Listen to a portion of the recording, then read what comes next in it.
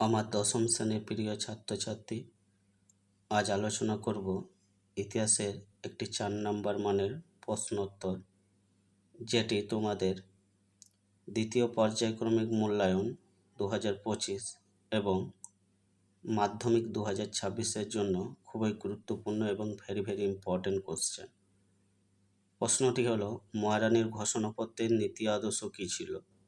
উত্তর: মহাবিদ্রোহের পর ভারতে ইংরেজ ইস্ট ইন্ডিয়া কোম্পানির শাসনের অবসান ঘটে এবং কোম্পানির কাছ থেকে ইংল্যান্ডের মহারানী ভিক্টোরিয়া নিজের হাতে শাসনভার তুলে নেন।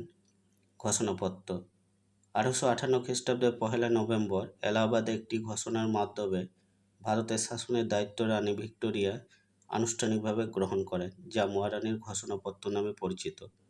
এই ঘোষণাপত্রটি ভারত সচিব লর্ড ডার্বি রচনা করেন। ঘোষণাপত্রের মূল উদ্দেশ্য: মহারানীর ঘোষণাপত্রের মূল উদ্দেশ্য ছিল ভারতবাসীর আনুগত্য অর্জন। নীতি ও আদর্শ: মহারানীর ঘোষণাপত্রে যেসব নীতি আদর্শসমূহ ঘোষণা করা হয় সেগুলি হলো: 1. ভারতবাসীর ধর্মীয় ও সামাজিক রীতিনীতিতে ব্রিটিশ সরকার কোনো রকম হস্তক্ষেপ করবে না। 2. সত্যবিলোপ নীতি পরিত্যক্ত হবে। 3.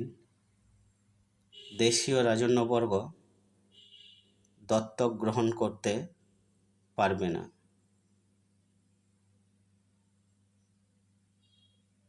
4. ব্রিটিশ সরকার নতুন কোনো রাজ্য দখল কিংবা দেশীয় রাজ্যগুলির অভ্যন্তরীণ ব্যাপারে হস্তক্ষেপ করবে না। 5. জাতি ধর্ম বর্ণ নির্বিশেষে যোগ্য ভারতীয়দের সরকারি চাকরিতে নিয়োগ করা হবে। উপসংহার: মহারানীর ঘোষণাপত্রে ব্রিটিশ শাসন ব্যবস্থা সম্পর্কে উচ্চ ধারণা ও উচ্চ আদর্শের কথা বলা হলেও তা ঘোষণাপত্রের মধ্যেই সীমাবদ্ধ ছিল, বাস্তবে প্রতিফলিত হয়নি। তাই ঐতিহাসিক বিপিনচন্দ্র এই ঘোষণাপত্রকে রাজনৈতিক ধাপ্পাবাজি বলেছেন।